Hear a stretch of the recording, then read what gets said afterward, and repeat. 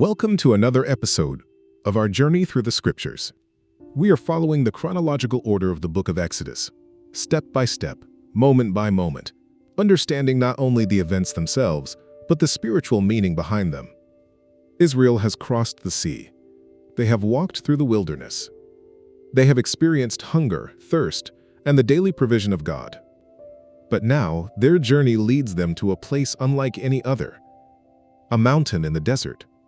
A place where heaven and earth will meet. Today we arrive at Mount Sinai, the moment when God reveals himself to an entire nation. And at the end of this episode, there will be a reflection for your life, because the God who liberates his people also calls them to live differently. 3 months after leaving Egypt, Israel arrives in the wilderness of Sinai. In front of them stands a massive mountain, silent, ancient, untouched by human civilization. This is Mount Sinai. The people set up camp at the foot of the mountain. Thousands of tents spread across the desert floor. Families settle. Fires burn. Children run between the tents. But something extraordinary is about to happen. Moses climbs the mountain, alone. The wind moves across the rocks. The silence is overwhelming. And there, on the mountain, God speaks. God gives Moses a message for the people.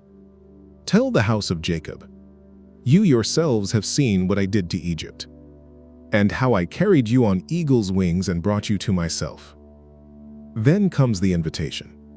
Now if you obey my voice and keep my covenant, you will be my treasured possession among all peoples, a kingdom of priests, a holy nation. Moses descends the mountain and gathers the elders. The message spreads through the camp, and the people answer together, "Everything the Lord has spoken, we will do." They do not yet understand the weight of those words. God gives a command. The people must prepare. For 3 days they consecrate themselves. They wash their clothes. They wait. No one may approach the mountain, because something extraordinary is about to happen. On the 3rd day, morning breaks. Suddenly, thunder shakes the sky. Lightning flashes across the clouds. A thick cloud descends upon the mountain. A loud trumpet blast echoes through the desert. The sound grows louder and louder. The ground trembles. Mount Sinai is covered in smoke, because the Lord descends upon it in fire. Flames rise.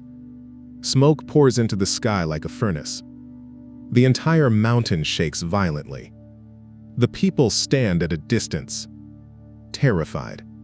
This is not the quiet God of imagination. This is the living God, holy, powerful, unapproachable. But heaven has heard them. Then the voice comes, not from Moses, not from the elders, from the mountain itself. God speaks, and the entire nation hears his words. "I am the Lord your God, who brought you out of Egypt, out of the land of slavery." Then come the commands that would shape civilization.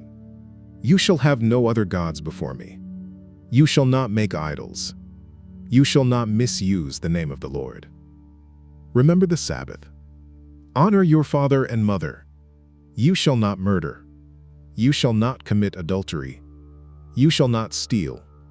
You shall not bear false witness. You shall not covet." The 10 Commandments. Words spoken not just to Israel, but to humanity. The people tremble. The thunder continues. The lightning flashes. The trumpet echoes across the valley. And they step back in fear. They say to Moses, "You speak to us, and we will listen.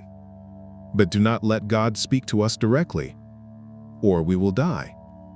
Moses answers them, "Do not be afraid.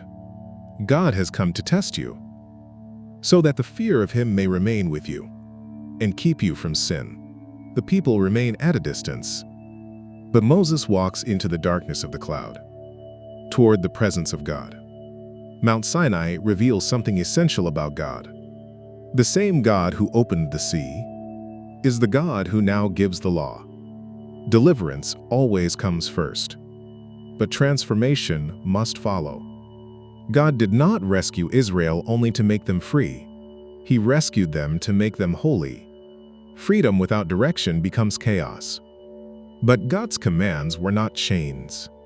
They were a path, a way to live as a people shaped by justice, truth, and reverence. Even today, the message of Sinai echoes through history, because true freedom is not simply the absence of oppression. True freedom is learning how to live in alignment with what is good, true, and righteous. But the story at Sinai is far from over. While Moses remains on the mountain, receiving instructions from God, something unexpected will happen below. The people who witnessed thunder, fire, and the voice of God will soon build a golden idol. In the next episode, we will see one of the most shocking moments in the entire Bible: the golden calf, a story that reveals how quickly the human heart can turn away from the very God who just revealed himself. Our journey through the scriptures continues,